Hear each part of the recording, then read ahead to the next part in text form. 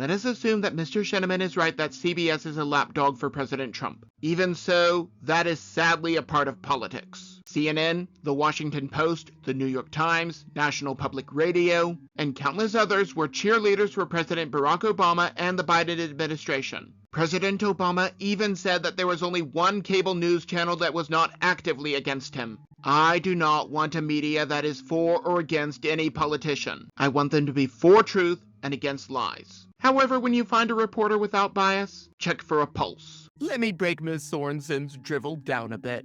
The vast majority of this cartoon is honestly going against Ms. Sorensen's point. The invisible hand of the market controls what does and does not get sold, whether that be dangerous compounds, unsafe working conditions, unhealthy foods, or anything else. Furthermore, this is America, not Iraq. We are not the ones stoning gays, they are. Furthermore, people should be free to work whatever hours at whatever wage they agree to. It is none of anyone else's business if I agree to work for a penny an hour. However, the free market means that I do not have to. Ms. Sorensen just loves her drivel. This is why I do not think that the United States should be involved in any of these countries. 9 times out of 10, things go wrong, and the 10th time, things are the same as before we went in. This is why I believe that the military-industrial complex of America is one of the greatest evils of the world today. Here we again have the myth that law enforcement are arresting people based on skin tone. Nothing could be further from the truth. Most of the arrests are people who committed other crimes and got caught with immigration fraud at the same time. As for the rest, they are generally protesters who get in the way of lawful orders. Democrats just love to call things racist because they exist. I honestly do not know what to make of this cartoon. Firstly, I would like to point out that Democrats celebrated the Great Replacement until Republicans started calling them out on it. Now that Republicans are talking about it, suddenly it is a myth.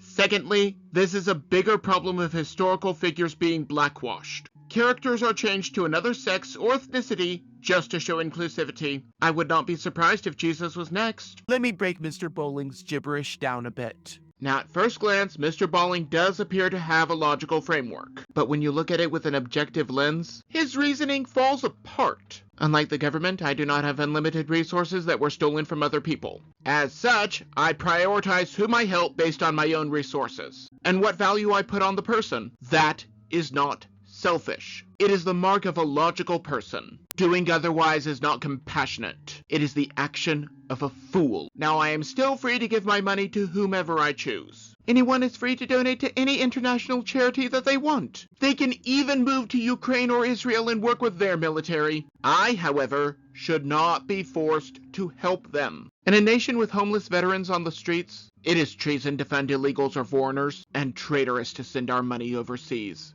Mr. Bowling just loves his gibberish. I believe that President Trump is doing a wonderful job. He was able to fund crucial programs, even during the Schumer shutdown, and inflation is going down along with costs. I love how Democrats will put a tax on everything that exists, but are all of a sudden against this one particular tax. Just like Mr. Jones's cartoon from a few minutes ago, Mr. Deering is under the delusion that law enforcement is just picking people off the street. There is a method and a pattern. Those being picked up are criminals. Lately, the Democrats have been obsessed with families being separated. But that is a bald-faced lie! More than any other president in American history, except for Obama, President Trump is giving people a plane ride to see their families. Best of all, their children can come along at no extra charge. A free seat for kids? Find me a private sector airline that will do that. I have found one of the main traits of liberals is their projection. Hillary Clinton was colluding with Russia, and so she blamed that on candidate Trump. Now Democrats are projecting their Trump derangement syndrome. Cutting out waste, fraud, and abuse is the very opposite of corruption. And Mr. Jones got a dig at the imaginary Russia collusion. Furthermore,